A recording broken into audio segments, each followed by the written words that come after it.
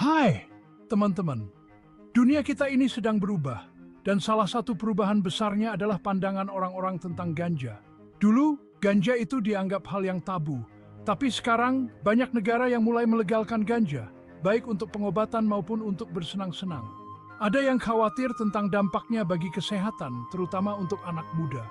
Tapi ada juga yang berharap ganja bisa meningkatkan ekonomi dan membantu pengobatan. Di video ini, kita akan jalan-jalan ke beberapa negara yang sudah king ganja, mencari tahu alasannya, dan melihat implikasinya bagi masyarakat, ekonomi, dan fungsi. Halo dari Kanada.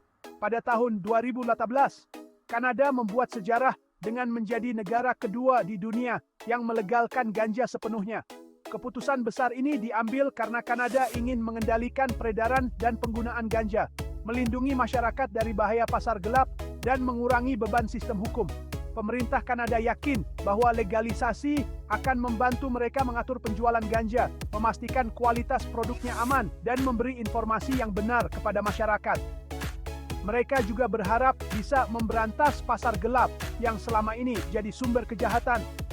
Program-program pencegahan narkoba dan akses ke layanan kesehatan mental juga diperkuat untuk mengurangi dampak negatifnya. Keputusan Kanada untuk melegalkan ganja telah memicu perdebatan di seluruh dunia dan menjadi contoh bagi negara-negara lain yang sedang mempertimbangkan hal yang sama. Hola dari Uruguay. Jauh sebelum Kanada, Uruguay sudah lebih dulu membuat dunia tercengang dengan keputusannya untuk melegalkan ganja pada tahun 2013. Uruguay menjadi negara pertama di dunia yang secara resmi mengizinkan penanaman, penjualan, dan penggunaan ganja di bawah pengawasan negara. Keputusan berani ini diambil karena Uruguay ingin melawan kejahatan terorganisir yang mengendalikan pasar gelap ganja. Pemerintah Uruguay yakin bahwa dengan mengatur ganja, mereka bisa melemahkan kekuatan kartel narkoba dan mengurangi kekerasan yang terjadi. Selain itu, legalisasi juga diharapkan bisa mengontrol kualitas ganja yang beredar di masyarakat, sehingga lebih aman bagi pengguna. Pemerintah Uruguay juga berharap bisa mengalihkan dana yang tadinya untuk penegakan hukum ke program-program pencegahan dan rehabilitasi narkoba. Keputusan Uruguay untuk melegalkan ganja telah memicu perdebatan sengit di Amerika Latin dan di seluruh dunia. Hai dari Amerika Serikat. Amerika Serikat, negara adidaya dengan sejarah panjang perang melawan narkoba, kini menghadapi kenyataan baru, legalisasi ganja. Namun, peta legalisasi di AS sangat rumit, karena setiap negara bagian punya undang-undang sendiri. Negara bagian seperti Colorado dan Washington menjadi yang pertama melegalkan ganja untuk tujuan rekreasi pada tahun 2012. Keputusan ini didorong oleh keinginan untuk mengurangi kejahatan terkait narkoba, meningkatkan pendapatan negara melalui pajak ganja, dan mengalihkan dana penegakan hukum ke kejahatan yang lebih serius. Penggunaan medis ganja juga menjadi alasan utama legalisasi di banyak negara bagian. Meskipun legalisasi ganja semakin populer di AS, perdebatan masih terus berlanjut. Halo dari Belanda. Belanda sudah lama dikenal dengan kebijakan toleransinya terhadap ganja. Sejak tahun 1970-an, Belanda punya pendekatan praktis yang memisahkan pasar ganja dari narkoba jenis lain. Coffee shop, tempat orang dewasa bisa membeli dan mengonsumsi ganja dalam jumlah kecil, sudah jadi bagian dari budaya Belanda.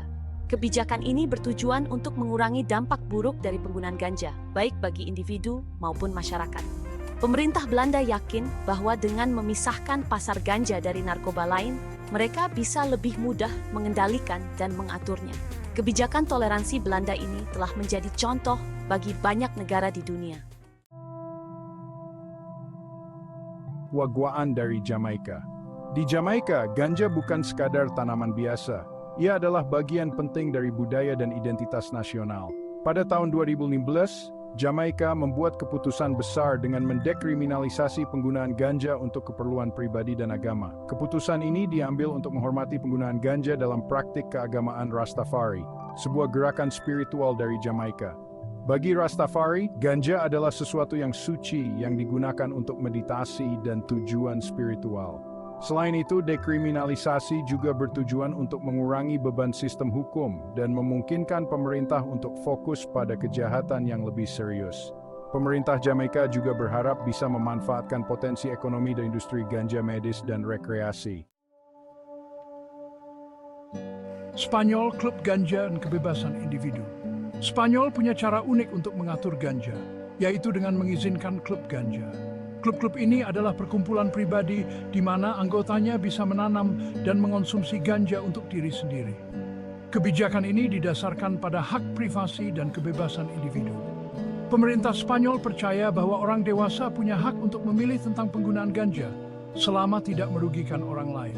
Klub ganja di Spanyol diatur dengan ketat untuk mencegah penyalahgunaan dan akses oleh anak di bawah umur.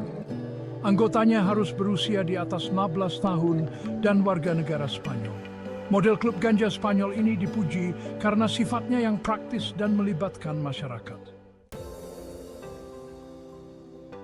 Portugal mendekriminalisasi untuk kesehatan masyarakat. Pada tahun 2001, Portugal membuat keputusan berani dengan dekriminalisasi semua narkoba, termasuk ganja, untuk penggunaan pribadi. Keputusan besar ini diambil karena Portugal ingin menangani masalah narkoba sebagai masalah kesehatan, bukan masalah kriminal. Pemerintah Portugal percaya bahwa dengan mendekriminalisasi narkoba, mereka bisa mengurangi stigma yang melekat pada pengguna narkoba dan mendorong orang untuk mencari bantuan tanpa takut dihukum.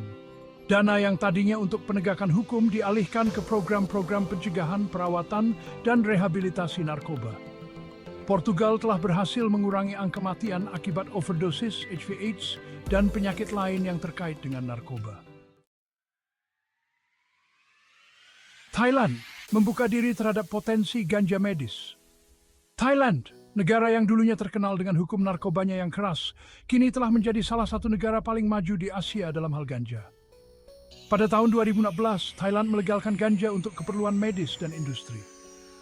Keputusan ini didorong oleh keinginan untuk memanfaatkan potensi ekonomi dari industri ganja medis dan memberi masyarakat akses yang lebih mudah terhadap pengobatan alternatif yang berbasis ganja. Pemerintah Thailand juga berharap untuk menjadi pemimpin di pasar ganja medis di Asia.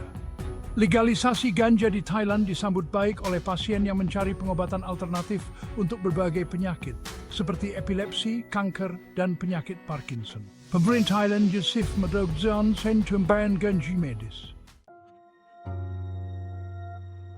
Menimbang kembali makna legalisasi. Perjalanan kita melihat peta legalisasi ganja di berbagai belahan dunia menunjukkan bahwa tidak ada satu solusi yang tepat untuk semua.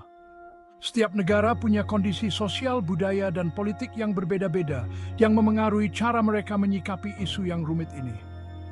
Yang jelas, legalisasi ganja bukanlah solusi instan yang akan menyelesaikan semua masalah narkoba. Dibutuhkan komitmen yang kuat untuk menerapkan kebijakan yang efektif, terwujud yang ketat, edukasi publik, dan akses ke layanan kesehatan. Semakin banyak negara yang membuka diri terhadap potensi manfaat ganja, baik untuk tujuan medis maupun ekonomi.